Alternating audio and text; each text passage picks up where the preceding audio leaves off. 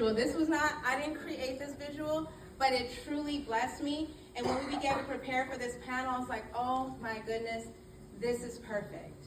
So as we're getting into the conversation on balance, I want you all to begin to think about all of the things that you might have. It is warm. All of the things that you might have going on in your life right now. Every woman in here is at a different stage in their life. So what one person is carrying right now in this season could be completely different what the next woman is carrying in this current season. But you got to make it personal. So start to think about that as you hear all of these different women that are going to come up. I know that God is going to begin to speak to you on what you have going on in your life. And how much of it have you acknowledged God before you took those projects on? Okay? Okay, now I don't have to do my own sound effects anymore. They're coming. Amen. And so this is a visual. We're going to start to pour these rocks into this jar. All right? Each of these rocks represents something, and you guys can kind of call some things out. What are some things that you have on your plate? I'll start. Housework. Work. Children. They got sports. They got basketball.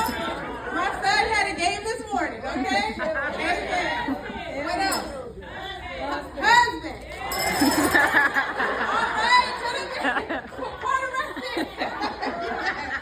All right. What else? Family. We got business goals. Ministry. We got, what about our leisure time? We want to go shopping. We might want to get our nails done. People want, bills, Lord. Bills. Okay? And we got so much going on, right? We got errands to run. We got friendships, relationships, volunteering, shopping, social media, sports. Sickness. Cleaning. What did we do? Mixed out. We put God in last. Now it doesn't fit. It doesn't fit. We put so much stuff in our day-to-day. Oh, and it's heavy.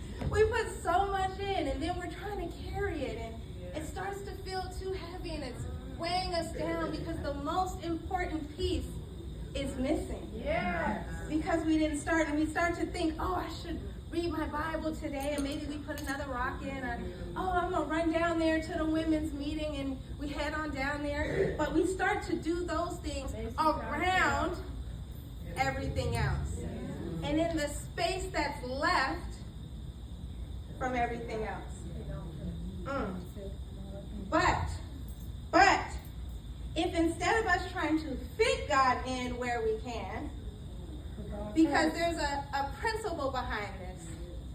And the principle behind this is that order determines the capacity in our life.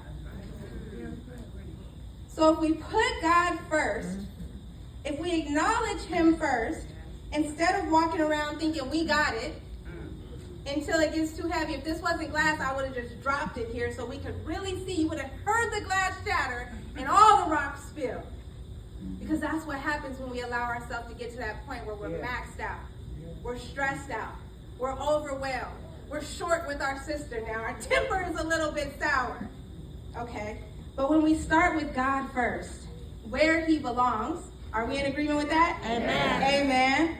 And then we add family, husband, children, ministry, bills, sickness, worship, working out, getting our nails done, all the things. It all fits. Yes. It all fits. It all fits. When we put God first, we have the capacity to hold for everything else in our life. And it's not too heavy, and it's not overwhelming, because God is the one. He's the vine that we're connected to, who gives us the strength for the things that He gives us in our life. Amen.